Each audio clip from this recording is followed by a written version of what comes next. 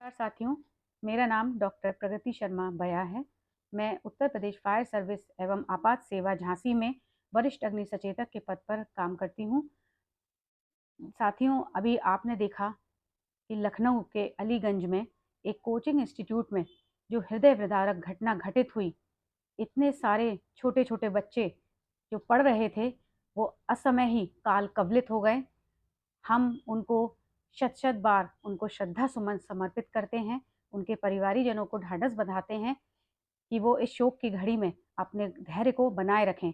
लेकिन साथियों, ये घटना घटी ही क्यों? क्या हम इसके पीछे के कारण को जानते हैं? वो इसलिए, इसका एक ही कारण है, सिर्फ और सिर्फ लापरवाही, हमारी लापरवाही। ये घटना एक कोचिंग इंस्टीट्यूट में घटित हुई। ईश्वर ना करे ये घटना कहीं अस्पताल में, होटल में, पेट्रोल पंप पर भी घटित हो सकती है। बस हमारी लापरवाही के कारण हमको सचेत और सतर्क रहना है। हम देखते हैं कि लोग अपने आप फायर एक्सटिंग्विशर लगवा तो लेते हैं सिर्फ चालान से बचने के लिए, लेकिन उसको चलाना नहीं जानते हैं। हम लोग हमारे झांसी शहर के वरिष्ठ पुलिस अधीक्षक, उनके निर्देशन में लगातार सीएफओ सर श्री राजकिशोर राय जी के नेतृत्व में विभिन्न स्थानों पर हम गाँव में चौपाल लगाकर, शहरी क्षेत्र में कोचिंग इंस्टीट्यूट में भी, पेट्रोल पंप पर भी, होटल्स में, हॉस्पिटल में, नर्सिंग होम्स में, प्रत्येक स्थानों पर, सार्वजनिक स्थानों पर लोगों को लगातार जागरूक कर रहे हैं कि प्लीज आप लोग इन नियमों को जरूर जानें, फायर एक्सटिंग्विशर को चलाना सीखें। हम लोग उनको चलाना भी सिखाते हैं, लेकिन जब विपत्ति आती है तो पता नहीं क्यों हम ये सब भूल जाते हैं।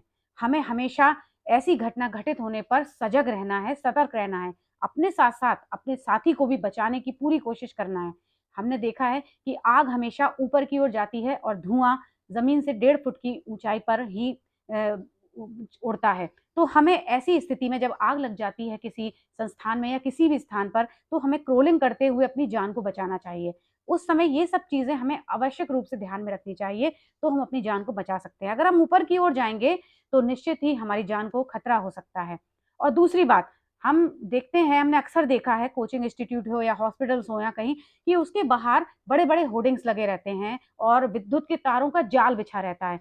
इससे क्या होता है, जब घटना घटित होती है इस प्रकार की, तो जब ऊपर से लोग कूदते हैं तो वो पहले ही चुटहिल हो जाते हैं, या उनके हाथ या पैर या किसी प्रकार की घटना उनके साथ घट जाती है।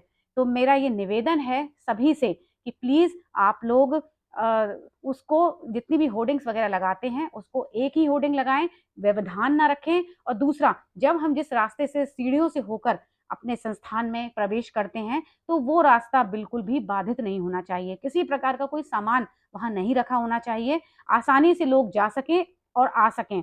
तो हमें ये चीज देखना है। और दूसरी बात, इस प्रकार की जो घटना घटित हुई है, हमें इसकी पुनरावृत्ति बिल्कुल भी नहीं होने देना है। हमें अब सतर्क और सजग हो जाना चाहिए। मेरा समस्त देशवासियों से, झांसी की जनता से, सभी से निवेदन है कि प्लीज आप लोग फायर एक्सटिंग्विशर के प्रयोग को आवश्यक रूप से जानें। जितनी भी जानकारियां हैं, निसंकोच आप उसको हमारे अधिकारियों से पूछ सकते हैं, तो निश्चित ही इस प्रकार की दर्दनाक घटना की पुनरावृत्ति नहीं होगी। और दूसरी बात, जब भी ऐसी घटना घटित होती है किसी संस्थान में, हॉस्पिटल्स में, नर्सिंग होम में, अगर आग लगती है तो लिफ्ट का प्रयोग कतई ना करें, क्योंकि जब घटना आग लगती है तो सबसे पहले विद्युत को कट ऑफ कर दिया जाता है, तो ऐसे में लिफ्ट भी बंद हो जाती है। तो क्या होगा, हम लिफ्ट में ही फंसे रह जाएंगे। और दूसरी बात, मेरा सभी संस्थानों से, सभी से निवेदन है कि जब आप अपने संस्थान का निर्माण करवाएं तो एग्जिट, निकास द्वार अवश्य आवश्यक रूप से बनवाएं। और दूसरा, जितने भी मानक होते हैं उनका पालन अवश्य करें, एनओसी लें और पूरी तरह से जांच लें कि किसी प्रकार से कोई खतरा नहीं है। तभी हम आने वाले भविष्य का, अपने बुजुर्गों का, बच्चों का, अपने परिवारीजनों का ध्यान रख सकते हैं। पूरे विश्वास के साथ माता पिता ऐसे स्थानों पर अपने बच्चों को भेजते हैं, और हम क्या करते हैं, हमारी एक छोटी सी लापरवाही उनकी जान ले लेती है। वो सोचिए उनके परिवार पर क्या बीत रही होगी, जिनके बच्चे आगे देश में कुछ एक नया आईएएस अधिकारी या डॉक्टर या कुछ ऐसा बनने जा रहे होंगे, लेकिन उनके सपने वहीं पर टूट गए, चूर हो गए। तो हमें ये ध्यान रखना है कि इस प्रकार की छोटी सी लापरवाही हम कतई ना करें, सभी चीजों को भली भांति जानें। मेरा इन्हीं शब्दों के साथ आपसे पुनः निवेदन है कि प्लीज इस प्रकार की घटना की पुनरावृत्ति ना हो, हम नियमों का पालन करें, सजग रहें, सतर्क रहें। धन्यवाद। हमारे घर पर है ना, हमारे घर में एक बोर्ड लगा हुआ है पुराना, काफी सालों से बोर्ड वही लगा हुआ है, लेकिन